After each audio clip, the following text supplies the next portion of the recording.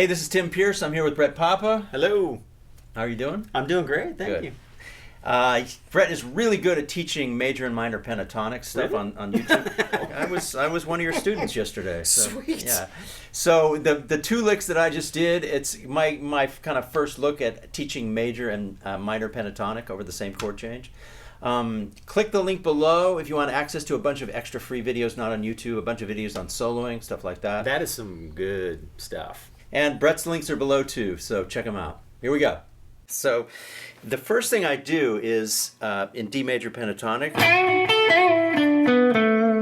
and basically my hand is anchored with my little finger at fret 10 and my index finger at fret 7. Okay. And I start with a pull at 9, and I pull down. I do it pretty quick. Yeah. Now, I could do it with the third finger and the little finger, but it's more comfortable for me. Yeah. Just keep the little finger out of it, and I'm high enough on the neck to where it's easy. I mean, it's a little harder if you get down here, but the higher you go on the neck, the more you can kind of just stretch these three fingers.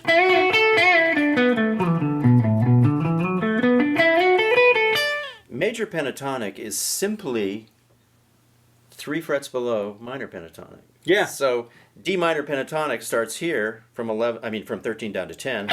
Yep. D major pentatonic here. Yeah. And that applies everywhere on the neck. Yeah. Any key. Everywhere on the neck. Yeah. Yeah. It's that simple to explain and visualize. Right. Exactly. So yeah, you're right. The D chord right here is basically the foundation that this scale sits on top of. Yeah, and that's the other way. That's the other way that I find major pentatonic. It's whenever I'm doing the chord and the key, say right here, it's right behind that chord. Right. So you just visualize it right on top of that. Yeah. Oh yeah. You slide up to it. Yeah. So what I did was,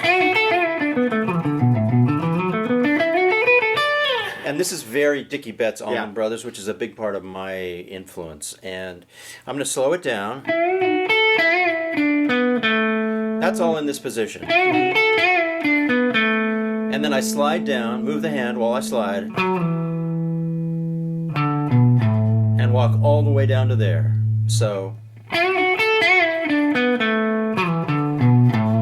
think that's how I did it. Yeah. I got to play it fast to remember it. Yeah, so that's one thing I always notice about your playing that I took from you too, is that quick slide. It's not 2 notes, it's one note. And it's a kind of a way to, in a sneaky way, to move my hand into a new position. So I go all the way down and come back up. Yeah. And the only hard thing about this is that when you get up here to fret 11, it's a bit awkward. You have to change because of the way the guitar is tuned. Yeah.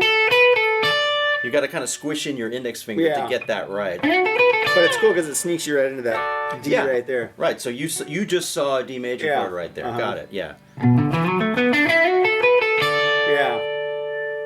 So that's the D major lick that I played over this. Nice. D to G to C to D. Simple enough. Yeah. The thing is, you can get away with D minor pentatonic too, and it just toughens up your approach. Yeah. All of a sudden, you're a blues man. Gives you some teeth. Right. So makes the bikers happy. In the bar. The next lick I play is pure D minor, and so I do a hammer on and a pull off, really quick. It's like a quick triplet. Okay. Very quick. And then I walk down. Brett Papa style. Right? Exactly. Yeah, I watched you. It's true. Let me play it again.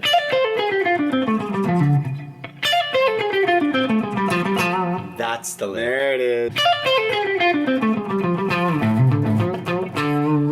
Ooh, I like that last little tail right there. Well, that's good. See, I love the way you bend on the lower notes too. It says I never think of doing that, but once I watch it, I'm like, how did I never? Well, you may as well. I mean, but this thing. Let me just go through it again. I think that's actually what I did. I think I finished right there. but you got to let them in on the secret sauce that you're adding on those notes, those little quick bends that you do. All right. And the only thing hard about this, once again, it's the position shift of the hand. So if I vibrato this note and then quickly start the next phrase as if I haven't finished anything. I mean, I don't skip a beat. And this is it requires some stretching and some strength in the little finger down here. I'm seeing the D chord that you just spoke about. And it would be more familiar if it was here. Right, exactly. I mean, that sounds so familiar, but here you play the same riff and you get a kind of a different flavor on it. It doesn't sound quite as familiar. It doesn't sound quite as, it sounds new in a way. It's a little more fat, too. Oh, good, yeah. A little string right there. So I hammer on from 5 up to 8, and then I hit 5 here, back to 5 there, and then this pull you're talking about. Well, see, no, actually, I think it's so accustomed to your playing that you don't even notice it. So, like, when you're going down on the scale and you like on the third, you pull really quick as you're going down the... Oh, you're right. That's right. You do it all the time, but it adds so much feel to the playing. Yeah, that's the thing where I'm kind of teasing a bit of major into it, and it's kind of my way of making peace with the fact that I'm getting away with murder by playing minor over major, right? Totally. Right.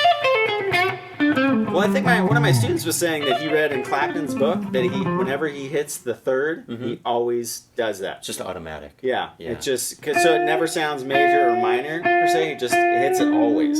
Well, maybe that's where I got it because I was a huge Clapton fan. Yeah. I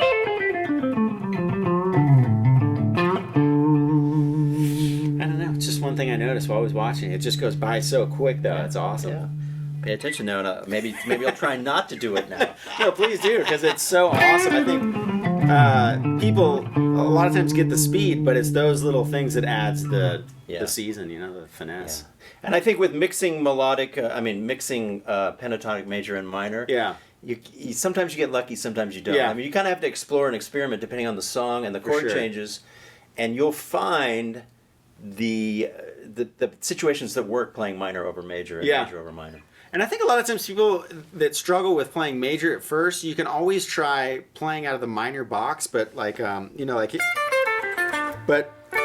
putting that chord in it, so you're... Oh, yeah, right. And that's a good way to start, because you start to hear that sound. I think you have to train yourself in a different way to... Yeah, so the way in is what you're saying is to just keep adding... That major third. Yeah.